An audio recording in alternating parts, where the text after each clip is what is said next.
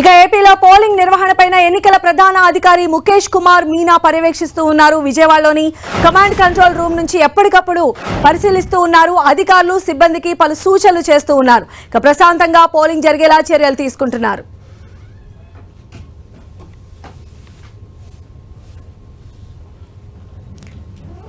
So ఏపీలో polling నిర్వహణకు సంబంధించి ఎన్నికల ప్రధాన అధికారి ముఖేష్ కుమార్ మీనా పర్యవేక్షిస్తూ ఉన్నారు. ఆ విజువల్స్ మనం చూడొచ్చు.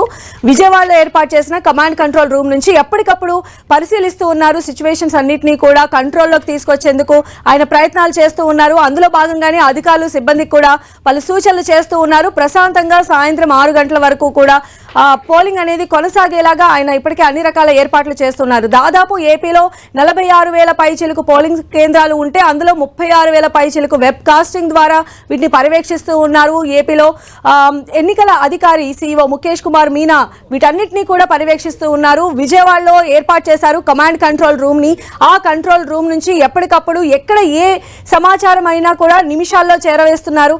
అక్కడి నుంచి అధికారులకు నెక్స్ట్ ఇది చేయండి అని చెప్పి ఆయన సూచనలు కూడా చేస్తున్నటువంటి పరిస్థితి కనిపిస్తోంది. మొత్తంగా ఏపీ వ్యాప్తంగా కూడా పోలింగ్ అనేది ప్రశాంతంగా జరగాలి, పోలింగ్ పర్సెంటేజ్ అనేది ఈసారి ఖచ్చితంగా పెరగాలి అనేటువంటి ప్రణాళికతోనే ఎన్నికల సంఘం అధికారులు ఆ రకంగా చర్యలు తీసుకున్నారు. దానికి సంబంధించి ఏర్పాట్లు చేశారు. అదేవిధంగా మొత్తం సిబ్బంది అందరినీ కూడా నియమించారు. దాదాపు 5 లక్షల మంది వరకు సిబ్బంది పోలింగ్ ప్రక్రియలో పాల్గొంటుంటే 1,00,000 మంది వరకు పోలీసు బలగాలు కూడా మోహరించాయి. ఓవరాల్ గా అయితే కమాండ్ కంట్రోల్ సెంటర్ నుంచి మీనా అన్ని ఏర్పాట్లను పర్యవేక్షిస్తున్న పరిస్థితి అయితే నెలకొనుంది.